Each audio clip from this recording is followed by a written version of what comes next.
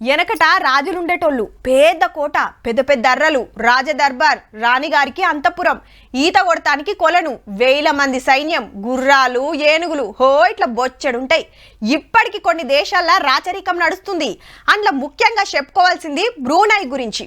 మన మోడీ సార్ పోయిండి ఇప్పుడు ఆడికి. మరి ఆడ రాచ మర్యాదలు ఎట్లున్నాయి, అసలు ఆ రాజు కథ ఏంది అరుచుకుందాం పాన్రి. ప్రధాని మోడీ సారు బ్రునైలో అడుగుపెట్టంగానే గిట్ల ఎదుర్కొన్నాడు రాజు. ఇద్దరు కూకొని రెండు దేశాల నడుమ దోస్తాన గురించి, మంచి చెడ్డలు, బిజినెస్ ల గురించి ముచ్చట పెట్టిండ్రు. ప్రధాని సారు ఏ దేశం పోయినా ఇవన్నీ నడుస్తూనే ఉంటాయి గాని చెప్పుకోవాల్సింది బ్రునై రాజవారి రాజసం గురించి. పేరు హసనల్ బోల్కియా.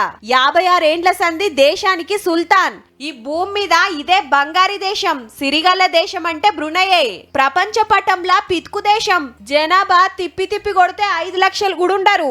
రాజుగారు ఉండటానికి పేద ప్యాలెసు, 1700 బెడ్రూమ్లు, 250 బాత్రూమ్లు, 5 స్విమ్మింగ్ పూల్స్, ఎక్కి తిరగటానికి ఏక్ నెంబర్ 7000 కార్లు, అండ్లా 600కు మీద రోల్స్ రాయిసే. కార్ల ఇలువే 4 లక్షల కోట్లుంటదట. అవి పార్కింగ్ చేస్తానికి 110 గ్యారేజీలు. ఇవన్నీ ఒగెత్తు. సొంత బోయింగ్ విమానం ఒగెత్తు. లోపట ఏక్ నెంబర్ సవలతులు, ప్యాలెసు, కార్లు, విమానం కాంచెలి మొత్తం బంగారం తోటి చెక్కున మెరుస్తాంటాయి.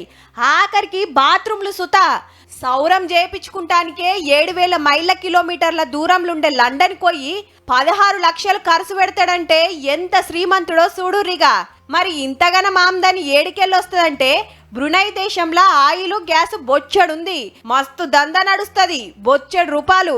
ఆ నడుమ బిడ్డ పెండ్లి, ఈ నడుమ కొడుకు పెండ్లి ధూమ్ ధామ్ చేస్తే దునియా మొత్తం పరిశాన్ అయింది. ఏరే దేశాలకు పోతే సూటు పుటేసి గెటప్ మార్చేస్తాడు. నీ అవ్వ బతికితే బ్రునై రాజు లెక్క ఒక్కనాడు కాదు, ఒక్క గంట బతికిన చాలు అనిపిస్తుందిలే.